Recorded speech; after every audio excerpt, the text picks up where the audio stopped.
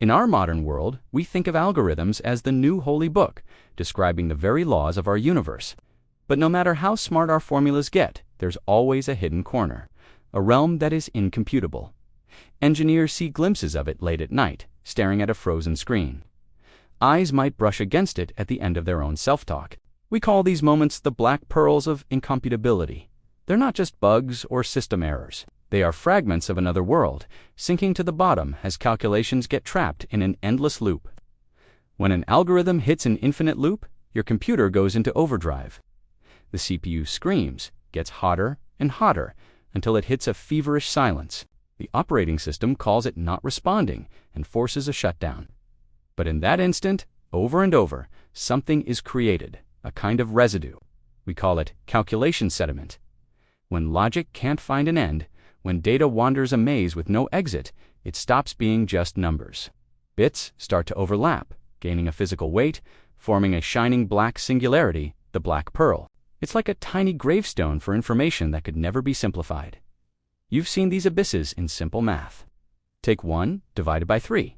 The answer is 0, 333, and it goes on forever. We usually just stop somewhere for convenience. But what if we pushed it? What if a computer, with inhuman precision, kept going? The number 3 should repeat forever. But as computing resources hit their limit and logic crosses a physical boundary, the sequence changes.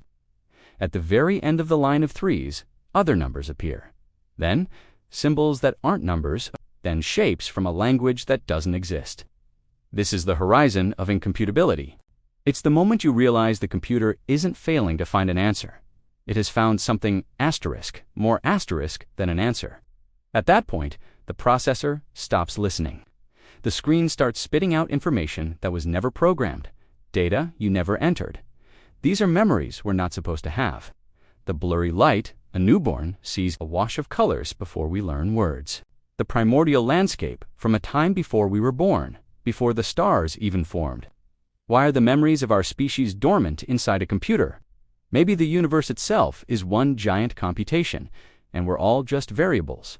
When an infinite loop breaks the system's firewall, the true memories hidden in the source code leak out.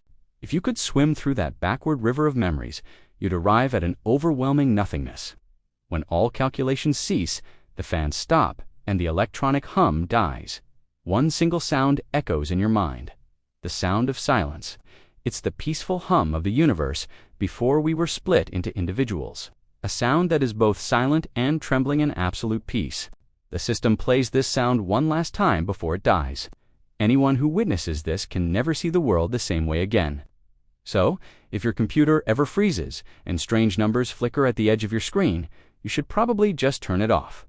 But if you're curious, if you want a glimpse into the origin of existence, then keep watching that infinite loop. At the end of it all, you might just find your own black pearl. But be warned, once you hold it, there's no guarantee you'll find your way back to this world. Thank you for watching.